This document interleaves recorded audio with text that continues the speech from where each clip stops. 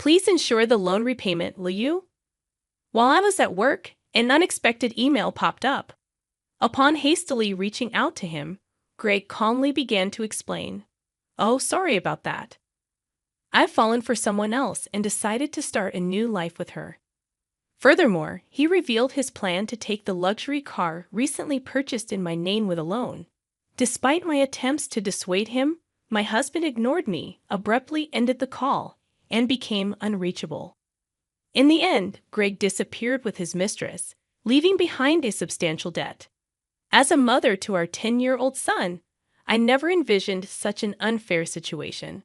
I found myself at a loss, unsure of what to do, my mind going blank. At 35 years old, my name is Hannah, and my husband Greg is the same age. We were a family of 3, including our intelligent 10-year-old son Ryan.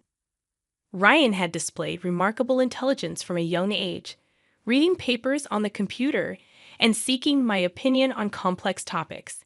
In contrast, Greg was unstable, never holding down a steady job. Despite my full-time job and concerns about our future, Greg had recently maintained a stable income for 3 years.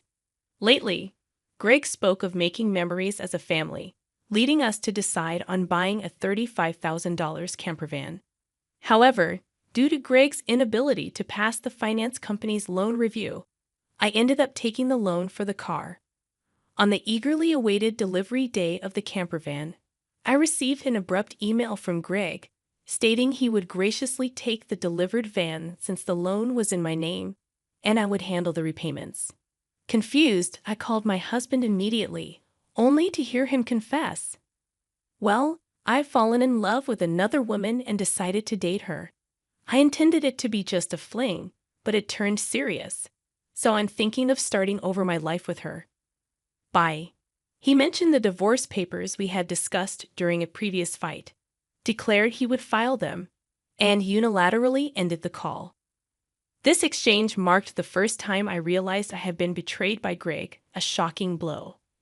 Subsequent attempts to contact him yielded no response. When I returned home from work and checked the drawer where the divorce papers should have been, they were already gone, leaving me burdened with a significant debt from a $35,000 car loan. Despite my repeated attempts to reach out to my husband through emails and calls, I never received a reply. Ryan, noticing my unusual behavior, came to check on me with concern after dinner. Mom, what's wrong? You haven't been eating much lately. Are you okay? Yeah, maybe. I'm just tired. When people lie, they look up to the right. Lying is bad. I've noticed Dad hasn't been home for 3 days. Did something happen between you two? Startled by Ryan's sharp words, I took a deep breath to calm myself. Feeling that I could no longer hide the truth, I decided to tell Ryan everything. I see. It's just like Dad to do something like that. Aren't you sad? No, I kind of understood from how things were going.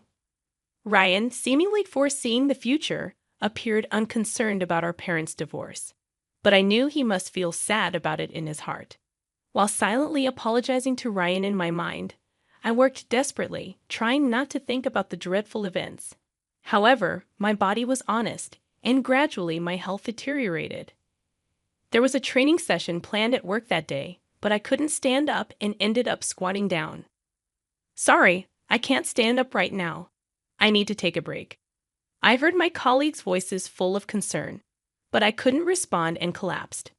When I regained consciousness, I found myself in a hospital room. I received a diagnosis from the doctor that I needed detailed examinations, and I was admitted to the hospital. Hannah thought, I feel so pathetic. It's supposed to be just emotional stress. Looking at the IV drip in my arm and the white ceiling of the hospital room, tears naturally started to flow. At that moment, Ryan, who is usually calm, rushed into the room with an extremely worried look, prompting me to quickly wipe away my tears. Mom, what happened? Is it serious? You're not going to die, right? Of course not. I wouldn't leave my dear son alone. That's good, really. I was called by the school teacher and told that you were taken to the hospital. I was so shocked. My heart nearly stopped. Ryan is usually mature for his age, but he's still only 10. I felt a strong resolve to get better for his sake. But my condition was worse than I thought, and I was diagnosed with a serious illness. The doctor advised, "You should have surgery as soon as possible. Please make a decision quickly, following the doctor's advice." I underwent surgery, and by the time I was discharged, it had been a month since Greg had left. When I returned home and opened the mailbox, I found a demand letter for the car loan payment. Hannah thought the repayment should have been automatically deducted from my account. In panic, I checked the account balance with my cash card, and the balance, originally $20,000, was now only $33.90. Hannah thought, "Greg did this. I want to ask him to return the money, but I can't contact him. What should I do? Since I don't have the camper van, I can't sell it." After Greg left, everything seemed to be going in a bad direction, and my mood sank deeper. Seeing me saddened by my series of misfortunes, Ryan put his hand on my forehead. "You look pale. Are you feeling sick again? You don't seem to have a fever, though." "I'm fine physically, but you see, your father not only took the car, but also all the money we had saved. I can't work yet due to my physical condition, and now we have no money. I'm at a loss." "I see. Then I'll deliver newspapers, and I'll search the internet to see if there's any work I can do." Encouraged by my 10-year-old son, I told myself that it wasn't the time to be down. "Sorry for worrying you. I can't afford to be weak. I'll change my mindset and try to do whatever I can," I said, smiling at him. Ryan also smiled back and then said something unexpected. "Let's plan how to get the car back from Dad." "How can we do that? The camper van is in your name, right?" "Yes, but what about it?" "Then maybe we can?" Ryan suggested an idea that I couldn't even imagine. I had never thought such an idea could exist. "Also, I have no idea where your father is." "Then let's check on my phone." A month ago, once when we went hiking as a family, surprisingly, Ryan, who is usually very reliable, got lost. At that time, we bought a kid's cell phone on Ryan's suggestion and installed a GPS app on it, which both Greg and I could access. With this app, I can see where Dad is in real time, and he's been moving around a lot. "Oh, is that so? But what if we find him, and he just says something vague and escapes again?"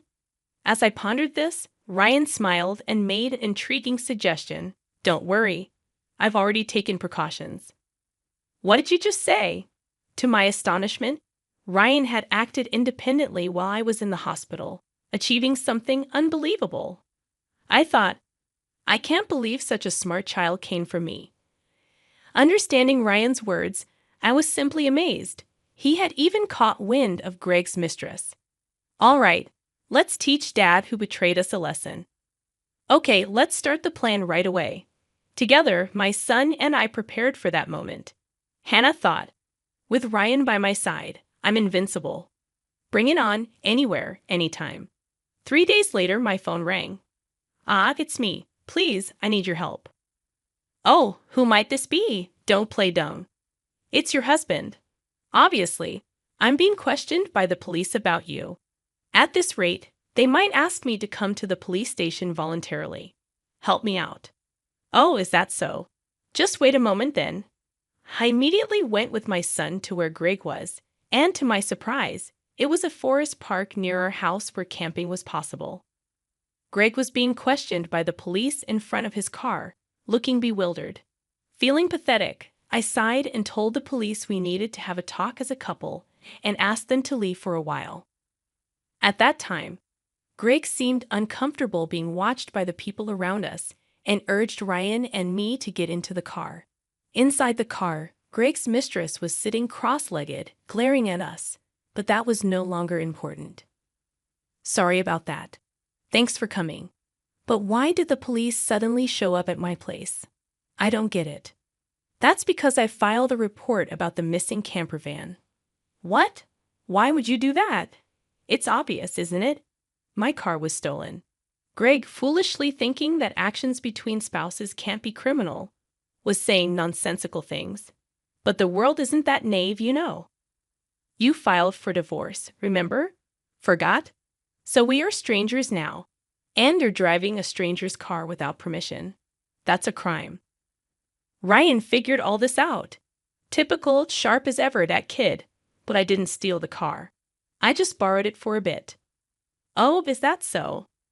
Well, I'd like to use my car now. So could you return it? That would be really helpful. As I reached out my hand, asking Greg to return the keys, he reluctantly handed them over after confirming it was returned. Ryan quietly started talking.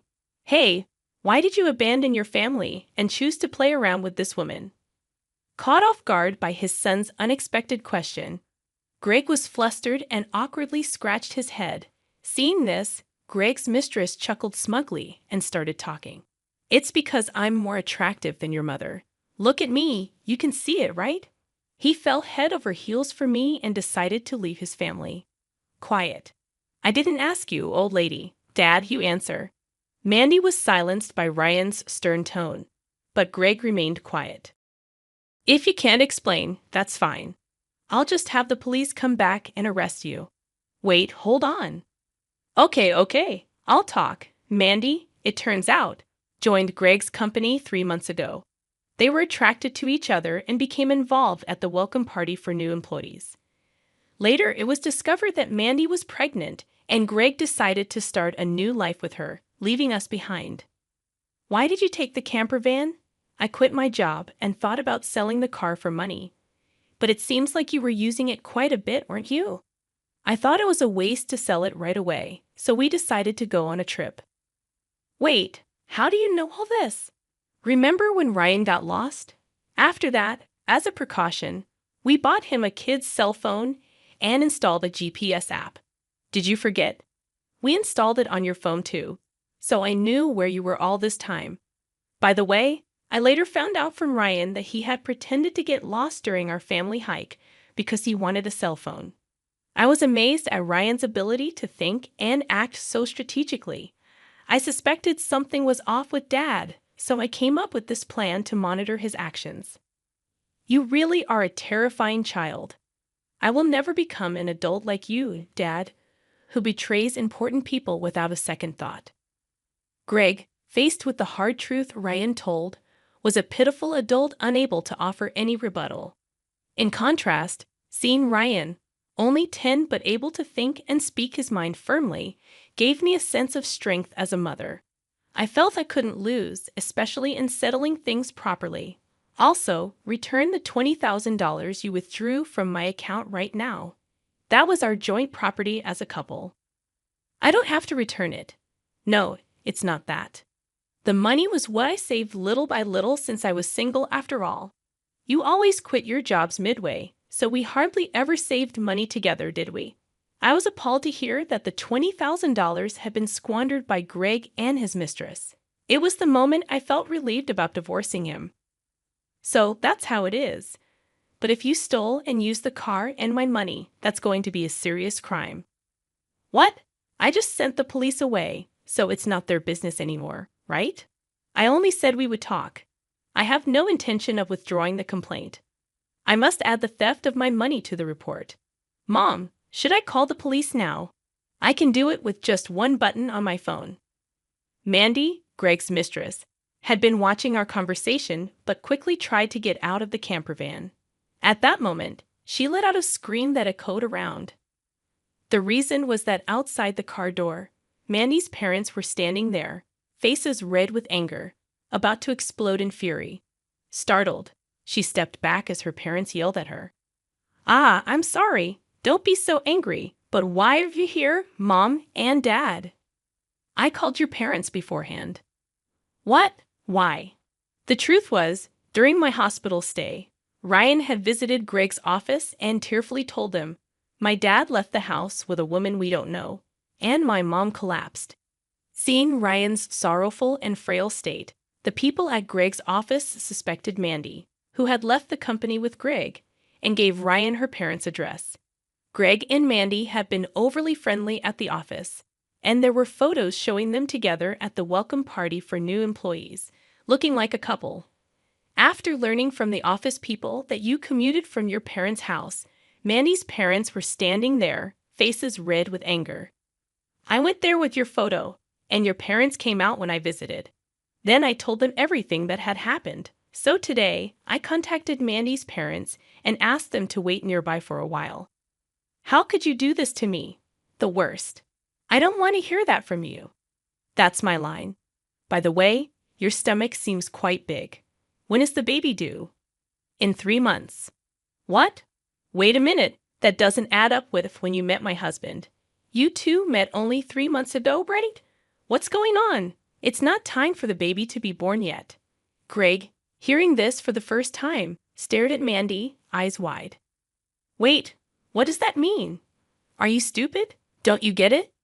It takes about 9 months from conception to birth, which means the child she's carrying isn't yours. You're so foolish. What do you mean, Mandy? Have you been deceiving me? Ah, I almost got away with it. Can't help it now that I'm caught. You're so naive. You can't see through lies at all. Really, a fool. Don't mock me. My whole life is ruined because of you. What were you thinking? Greg and Mandy started an ugly argument, but nobody intervened, letting them have it out. Meanwhile, we contacted the police again to explain the situation. As it began to get dark, the forest park was brightly lit by the red lights of the police cars. No, really, I was wrong. I was truly wrong. I'm sorry. I'll work hard and never cheat again, so please just don't arrest me, Dad. People don't change that easily, especially lazy people like you. Exactly, Ryan's right. I can't trust you at all. Reflect on your actions and pay for your crimes at the police station. If I get arrested, I won't be able to pay back the money. Is that okay with you? I don't mind. Pay me back after you've atoned for your sins. Take your time, don't worry. I've already found you a place to work. Let's see, there's Ryan's child support plus the $220,000 you stole from me. I'm not sure how much it will all add up to, but you'll work and pay it all back.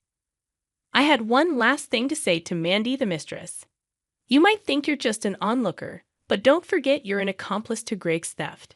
Be prepared for that. When I told them that Mandy would have to pay if Greg couldn't return the stolen money, she shivered in fear. Mandy asked her parents for help, but they refused, saying, "We disown a daughter who causes trouble for others." Thus, Greg and Mandy were taken away in a police car together. Thanks to Ryan's smart strategy, we were able to punish Greg and his mistress, Mandy. Though they were released from detention soon after, they faced a hefty payment to me. Through a lawyer, I claimed $20,000 in damages. Additionally, I made Greg agree to pay $500 a month in child support for Ryan. I introduced Greg to a subcontracting factory of the company I work for.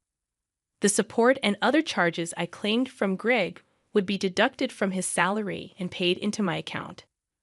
I also sold the camper van and was freed from the auto loan. Since then, my health has improved remarkably, and I am now energetically committed to my job. Ryan has been actively helping with household chores and errands. I want to keep moving forward strongly so that Ryan can pursue the path he loves without giving up.